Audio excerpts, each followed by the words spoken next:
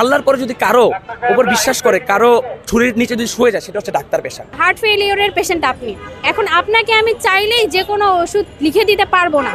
আপনার যে রোগটা এটা, বা আপনার ধরেন অ্যাপেন্ডিসাইটিস হয়েছে, এটা শিওর হওয়ার জন্য আমার কিছু টেস্ট আছে, এগুলো করাই লাগবে। একটা কোর্স করছে, ডিএমএস কোর্স, এটা করার মাধ্যমে তারা হচ্ছে নিজেদের নামের আগে ডাক্তার লাগাতে। একটা সর্বনিম্ন শিক্ষাগত যোগ্যতা তো থাকতে হয়। তাহলে বাংলাদেশের পেশেন্টদেরকে আপনি কার কাছে ছাড়ছেন? ডক্টরদের কাছে যখন কোনো একটা পেশেন্ট যায়, তাদেরকে ডক্টররা বেশ কয়েকটা রুটিন এক্সামিনেশন দিয়ে থাকে, যেমন সিবিসি, রুটিন ইউরিন এক্সামিনেশন, এছাড়াও আরও কয়েকটা এক্সামিনেশন আছে। তো রোগীদের কথা হচ্ছে এত টেস্ট কেন দিচ্ছে? ডাক্তার পেশাটা এমন না, অন্যান্য পেশায় হয় গিভ অ্যান্ড টেক।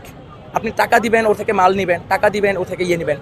ডাক্তাররাও টাকা নেয়, বলছি না, পেট তো বাঁচাতে হবে, সবারই তো বাঁচতে হবে। টাকার বাইরে, অর্থের বাইরে ডাক্তারদের আরেকটা দায়িত্ববোধ একটা জায়গা থাকে। আল্লাহর পরে যদি কারো উপর বিশ্বাস করে, কারো ছুরির নিচে যদি শুয়ে যায়, সেটা হচ্ছে ডাক্তার পেশা। মানুষের একটা অভিযোগ থাকে যে গ্রামে কেন ডাক্তারদের পাওয়া যায় না, বা উপজেলাতে কেন ডাক্তারদের পাওয়া যায় না। একজন ডক্টর যে কাজ করবে, তার জন্য যে ইকুইপমেন্টস দরকার, টেস্ট করার জন্য যেসব সামগ্রী দরকার, ডাক্তারদের কাছে তো তা অ্যাভেলেবল থাকে না।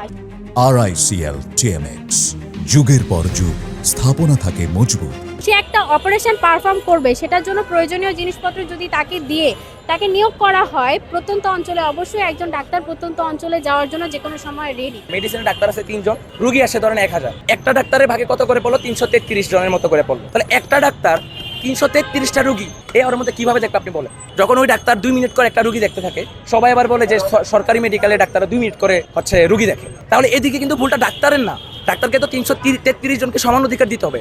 ভুলটা হচ্ছে কমিউনিটি। কেন ডাক্তার বেশি বেশি বাড়ানো হচ্ছে না? আমাদের প্রথম দাবি হচ্ছে MBBS এবং BDS ডিগ্রি ব্যতীত অন্য কেউ নামের পূর্বে ডাক্তার শব্দটি ব্যবহার করতে পারবে না।